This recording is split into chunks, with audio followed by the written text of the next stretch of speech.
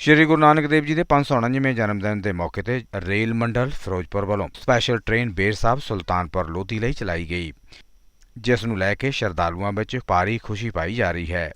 ਇਹ ਟ੍ਰੇਨ 22 ਤੋਂ ਲੈ ਕੇ 24 ਤਰੀਕ ਤੱਕ ਚੱਲੇਗੀ। ਇਸ ਮੌਕੇ ਤੇ ਵੱਖ-ਵੱਖ ਸ਼ਰਧਾਲੂਆਂ ਦਾ ਕਹਿਣਾ ਹੈ ਕਿ ਇਹ ਸਰਕਾਰ ਦਾ ਬਹੁਤ ਵਧੀਆ ਕਦਮ ਹੈ।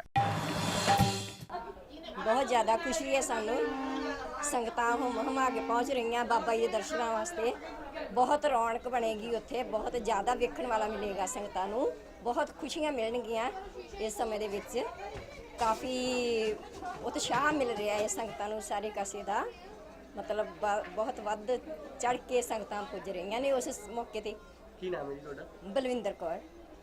ਸਿੱਖਾਂ ਦੇ ਪਹਿਲੇ ਗੁਰੂ ਸ੍ਰੀ ਗੁਰੂ ਨਾਨਕ ਦੇਵ ਜੀ ਦੇ ਜਨਮ ਦਿਹਾੜੇ ਨੂੰ ਸਮਰਪਿਤ ਰੇਲਵੇ ਵੱਲੋਂ ਰੇਲ ਚਲਾਈ ਗਈ ਹੈ ਤਾਂ ਇਹਨਾਂ ਦਾ ਬਹੁਤ ਬਹੁਤ ਧੰਨਵਾਦ। ਸਿੱਖ ਸੰਗਤਾਂ ਹੁਮਾ ਕੇ ਜੋੜ ਮੇਲੇ ਤੇ ਜਾ ਰਹੀਆਂ। ਕਿੰਨੀ ਕੁ ਖੁਸ਼ੀ ਦੀ ਲਹਿਰ ਹੈ ਜਿਹੜੀ ਕਿ ਇਹ ਜਿਹੜੀ ਟ੍ਰੇਨ ਚਲਾਈ? ਬਹੁਤ ਖੁਸ਼ੀ ਹੈ, ਬਹੁਤ ਖੁਸ਼ੀ ਸੰਗਤਾਂ ਦੇ ਵਿੱਚ।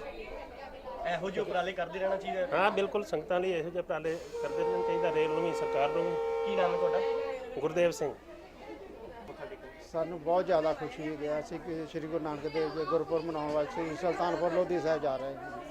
ਇਹ ਜਿਹੜੀ ਟ੍ਰੇਨ ਚਲਾਈ ਗਈ ਹੈ ਕੀ ਕਹੋ? ਇਹਦੇ ਬਾਰੇ ਸਾਨੂੰ ਬਹੁਤ ਜ਼ਿਆਦਾ ਸਹੂਲਤਾਂ ਮਿਲੀਆਂ ਹੋਈਆਂ ਨੇ ਟ੍ਰੇਨ ਦੇ। ਅਸੀਂ ਕਹਾਂਗੇ ਹਰ ਸਾਲ ਦੀ ਤਰ੍ਹਾਂ ਹੀ ਇਸੇ ਤਰ੍ਹਾਂ ਹੀ ਹੈ ਗੁਰਪੁਰਬ ਦਾ ਟ੍ਰੇਨ ਵੀ ਇਸੇ ਤਰ੍ਹਾਂ ਨਿਰੰਤਰ ਚਾਲੂ ਰੱਖਿਆ ਜਾਵੇ।